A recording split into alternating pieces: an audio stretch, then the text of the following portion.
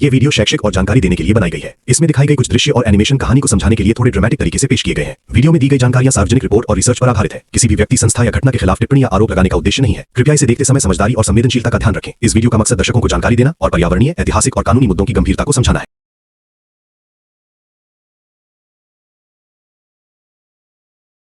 दुनिया जब बनना शुरू हुई थी, जब हिमालय का नामो निशान तक नहीं था, जब धरती पर जिंदगी सिर्फ गहरे समुद्रों तक सिमटी हुई थी, तब जन्म हुआ था अरावली का। आज से लगभग 2.5 बिलियन साल पहले। ये सिर्फ पहाड़ नहीं है, ये धरती की टेक्टोनिक प्लेट्स के टकराने की सबसे पुरानी निशानी है।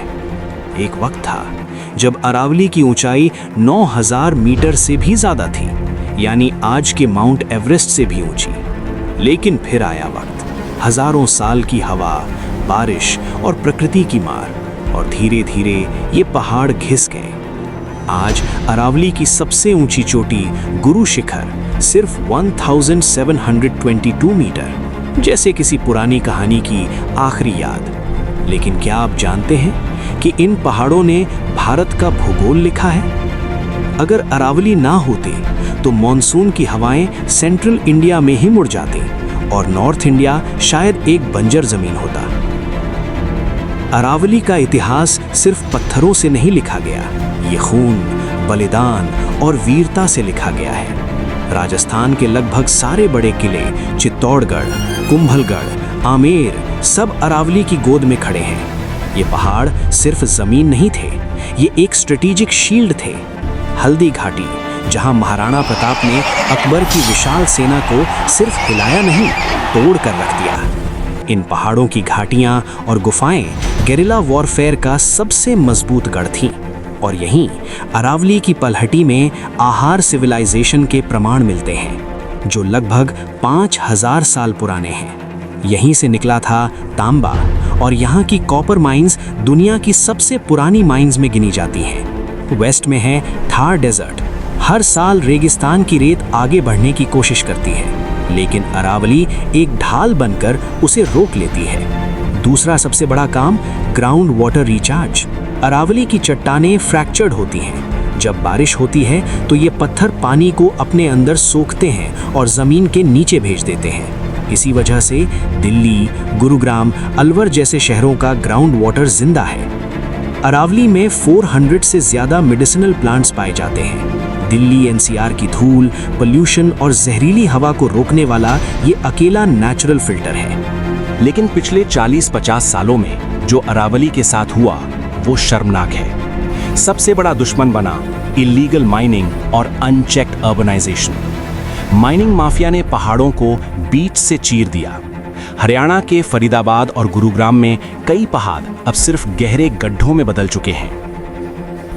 2018 में सुप्रीम कोर्ट खुद हैरान रह गया जब रिपोर्ट आई कि राजस्थान में अरावली की 31 पहाड़ियां पूरी तरह गायब हो चुकी हैं।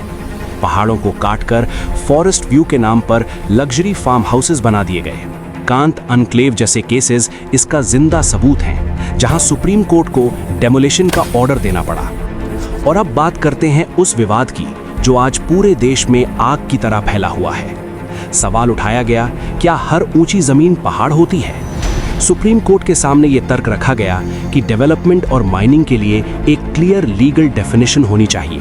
यहीं से आया 100 मीटर हाइट का क्राइटेरिया।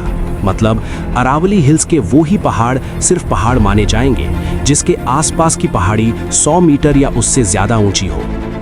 सुनते ही इन्वायरमेंटलिस्ट घबरा गए। अगर ये पास हो गया अरावली नहीं बचेगी। क्योंकि सच ये है कि हरियाणा और दिल्ली की ज्यादातर अरावली पहाड़ियां 50 से 150 मीटर के बीच ही हैं। अगर 100 मीटर से कम वाली पहाड़ी पहाड़ ही नहीं मानी जाएगी तो उनकी प्रोटेक्शन भी खत्म हो जाएगी। इन्वायरमेंटलिस्ट का कहना है कि इस एक डेफिनेशन से अरावली का 80 से 90% हिस्सा कानूनी प्रोटेक्शन से बाहर हो सकता है। इसी वजह से इस डिसीजन को अरावली का डेथ वारंट कहा जा रहा है। गवर्नमेंट का कहना है ये डेफिनेशन सिर्फ क्लैरिटी के लिए है और माइनिंग सिर्फ लिमिटेड एरिया में ही होगी। लेकिन प्रोटेस्ट्स बढ़ते गए हरियाणा, राजस्थान और एनसीआर में। मामला इतना सीरियस हो गया कि सुप्रीम कोर्ट को अपने ही ऑर्डर पर स्टे लगाना पड़ा। कोर्ट ने कहा, अरावली एक फ्रेजाइल इकोसिस्टम है और इसकी डेफिनेशन को लेकर और गहरी साइंटिफिक जांच जरूरी है। इसीलिए अब एक हाई पावर्ड एक्सपर्ट कमेटी बनाई गई है जो ये तय करेगी अरावली कहाँ तक फैली है, कौन से एरियाज इकोलॉजिकल तौर पर क्रिटिकल हैं और कैसे इसे लॉन्ग टर्म बचाया जा सकता है। मतलब लड़ाई अभी खत्म नहीं हुई है। अगर अरावली का विनाश नहीं रुका तो अरावली गैप से रेगिस्तानी आंधियां सीधा दिल्ली एनसीआर में घुसेंगी। डस्ट पोल्यूशन 300% तक बढ़ सकता है। बड़खल लेक और सूरज कुंड जैसे जल स्रोत पहले ही सूख चुके हैं। ग्राउंड वाटर लेवल 1000 फीट से भी नीचे जा सकता है और गर्मी इतनी बढ़ जाएगी कि 50 डिग्री सेल्सियस टेम्परेचर आम बात बन जाएगी। सुप्रीम कोर्ट ने कई बार कहा है अरावली पवित्र है, सैक्रोसैंक्ट है, लेकिन कानून की बारीकियों में आज अरावली हार रही है। हमें ये समझना होगा कि पहाड़ की कीमत उसकी ऊंचाई से नहीं होती। एक 50 मीटर की पहाड़ी भी उतना ही पानी रिचार्ज करती है जितनी एक 500 मीटर की। अरावली 2 बिलियन साल से खड़ी है, लेकिन उसे खत्म करने में हमें सिर्फ 50 साल लगे। सवाल ये है, क्या हम अगली पीढ़ी को सिर्फ धूल, गर्मी और पत्थर देने वाले हैं? सोचिए और फैसला कीजिए। मैं सिद्धार्थ गौतम आपसे फिर मिलता हूँ किसी नई अनसुलझी और अनदेखी फाइल्स को लेकर। जय हिंद, जय भारत।